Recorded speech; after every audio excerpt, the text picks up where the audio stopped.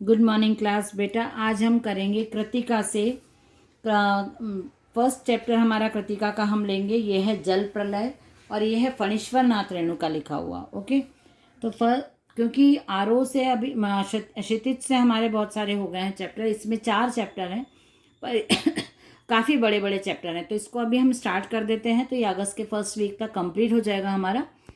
तो हम सितंबर में फिर सेकंड चैप्टर इसका उठाएंगे, फिर बीच में हम लोग आरोही क्षितिज ही लेते रहेंगे। इस जल प्रलय में ये फणीश्वर नाथ रेणुका लिखा हुआ है। तो फणीश्वर नाथ रेणुका जो जीवन परिचय है वो भी मैं आपको दे दूंगी उसमें होमवर्क में, तो आप उतार लेना, क्योंकि इसमें तो दिया नहीं है पर अलग से उनका वो है जीवन परिचय, वो मैं आपको।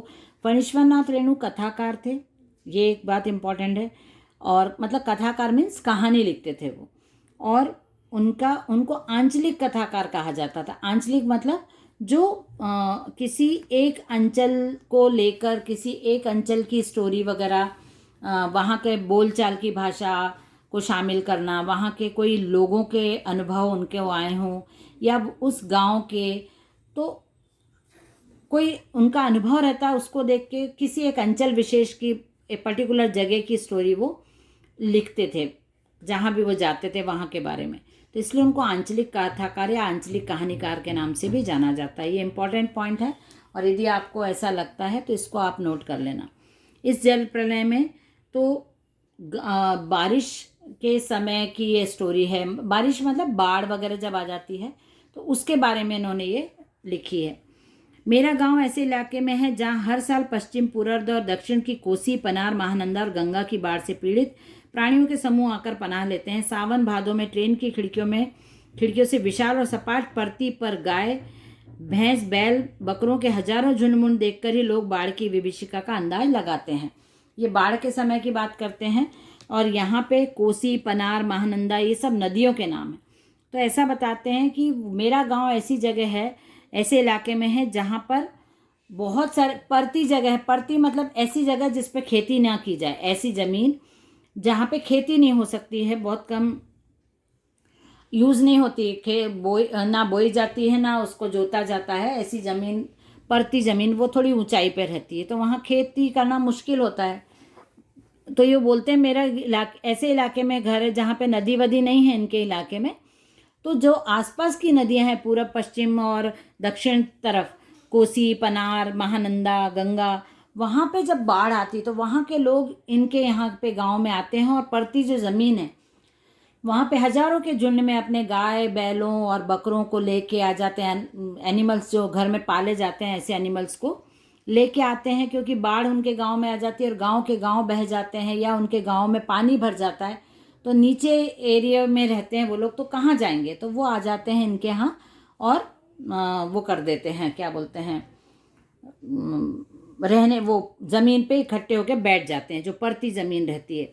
परती क्षेत्र में जन्म लेने के कारण अपने गांव के अधिकांश लोगों की तरह मैं भी तैरना नहीं जानता, क्योंकि मेरा क्षेत्र ऐसा था जहाँ नदी वन नहीं थी, तो मेरे को तैरना नहीं आता। लेकिन फिर भी मैं रिलीफ वर्कर, जब मैं पढ़ाई करता था, बॉयज़ स्काउट में था, स्वयं सेवक संघ में था, आरएसएस जिसको बोलते हैं, स्वयं सेवक संघ, आरएसएस में था, लेखक, और लिखने विखने का भी शौक था। राजनीतिक क्षेत्र में भी काम चले जाते थे।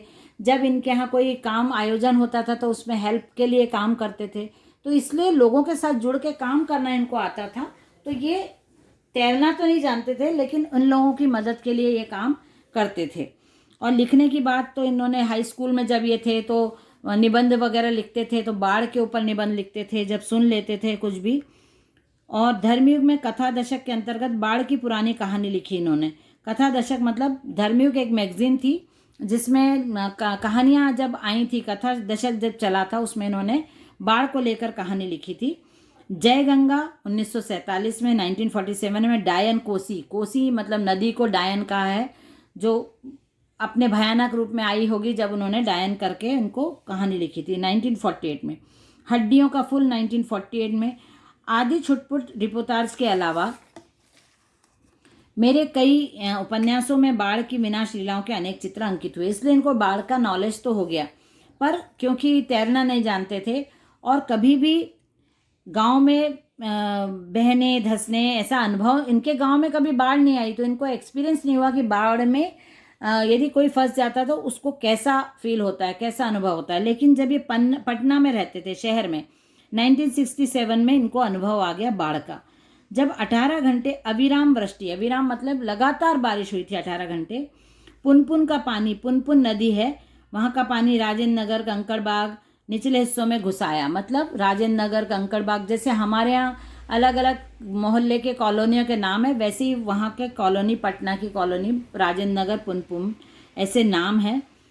और पुनपुन तो नदी का नाम है। कंकड़बाग कॉलोनी में निचले जो मोहल्ले थे, कॉलोनियाँ थी, वहाँ पे पानी भर गया तो इनको अनुभव आया बाढ़ का।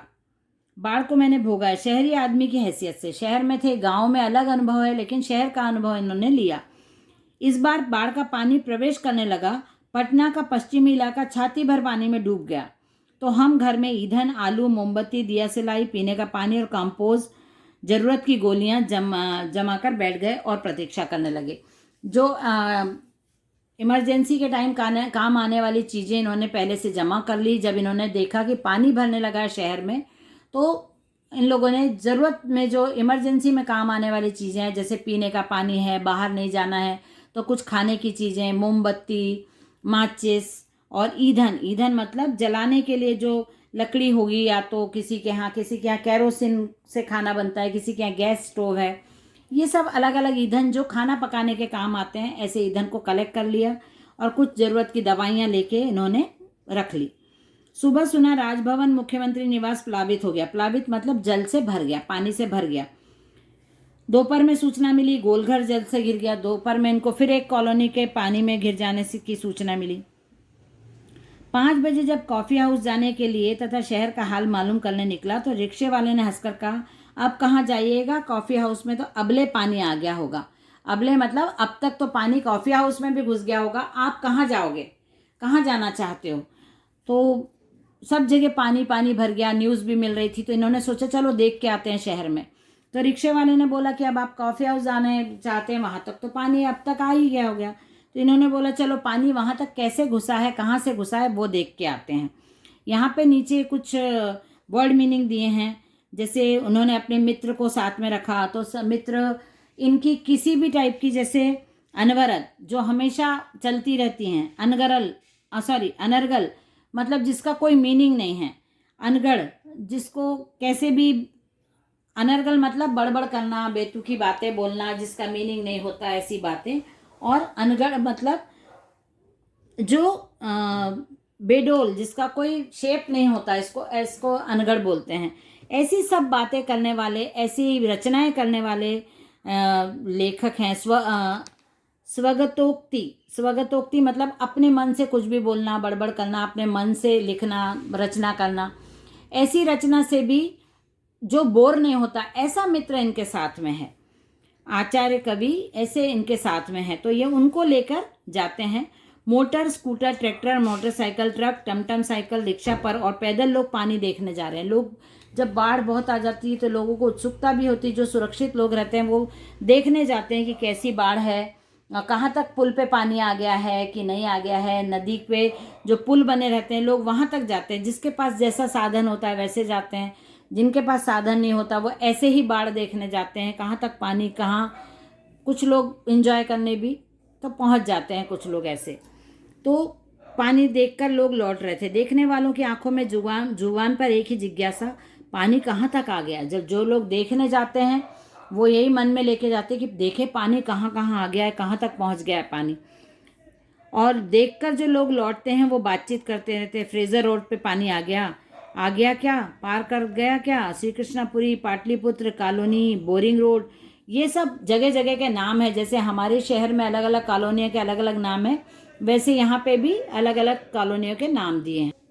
तो ये कहाँ तक आ गया पानी, ये सब चर्चा का विषय हो गया। बाढ़ मतलब आ गई है, शहर में पानी घुस गया है, तो सब आपस में चर्चा कर रहे हैं कहाँ तक आ गया। जो जिस जगह से घूमने जाता है, देखता है, तो वो बाढ़ के बारे में बात करता है। जब हम कॉफ़ी हाउस के पास पहुँचे, कॉफ़ी हाउस बंद कर दिया गया था। सड़क के किनारे एक मोटी डोरी की शक्ल में गेरुआ झाग फेन में उलझा पानी तेज तेज से सरकता आ रहा था। मैंने कहा आचार्य जी आगे जाने की जरूरत नहीं, वो देखिए आ रहा है मृत्यु का तरल दूत। मतलब इनको पानी में, जैसे आपने कभी बहुत बहाव वाला पानी देखा होगा, तो कभी कभी पानी में कुछ एक ही जगह पे पानी गोल गोल घूम रहा है, तो वो पानी या तो वहाँ पे कोई गड्ढा वगैरह है इसलिए वो पानी उबल रहा है, वहाँ पे उबलता हुआ दिख रहा है, फ्लो में आ रहा है, सर्कल में घूम रहा है पानी। तो आप उस पानी को देख के समझ सकते हैं कि वहाँ पे या तो गड्ढा है या वो पानी आपको बहुत ज़्यादा फ्लो में है तो आपको बहा भी सकता है, आपको गिरा भी सकता है। आतंक के मारे मेरे दोनों हाथ बरबस जुड़ गए और सभय प्रणाम निवेदन, मेरे मुंह से कुछ अस्फुट शब्द निकले, हाँ मैं बहुत कायर और डरपोक हूँ। अब लेखक ने अपने मित्र को भी रोक लिया कि भाई आगे मत जाना, यहाँ पे मृत्यु आ सकती है, ये देखो गड़बड़ है यहाँ पे, और डर के मारे कुछ बड़बड़ करने लगे, हाथ भी जोड़ दिए उन्होंने वहाँ पे। तो ये यहाँ पे उन्होंने लिखा भी कि मैं डरपोक हूँ, मुझे डर लग जाता है। रिक्शा वाला बहादुर है, कहता है चलिए ना थोड़ा और आगे चलते हैं। रिक्शा वाला भी साथ में बोलता है चलो और थोड़ा आगे चलते हैं। भीड़ का एक आदमी बोला, ए रिक्शा, करंट बहुत तेज है, आगे मत जाना। करंट मतलब पानी का फ्लो, पानी का फ्लो बहुत तेज है, आगे मत जाना, आप बह सकते हो, एक भीड़ में से एक आदमी ने बोला। मैंने रिक्शे वाले से अनुनय भरे स्वर में कहा, लौटा ले भैया, आगे बढ़ने की जरूरत नहीं। रिक्शे में वो आगे बढ़ रहे हैं तो उन्होंने रिक्शे वाले से मना कर दिया कि भाई आगे बढ़ने की ज़रूरत नहीं है। अब वो डरने लगे थे तो उन्होंने उनको, उस रिक्शा वाले को बोला कि तुम तो वापस मोड़ लो इसको। तो इनका रिक्शा वापस मोड़ लेते हैं रिक्शे वाले। अब हम आगे की क्लास में इसको कंटिन्यू करेंगे, आज के लिए इतना है, ठीक है, चलिए बाय एवरीवन।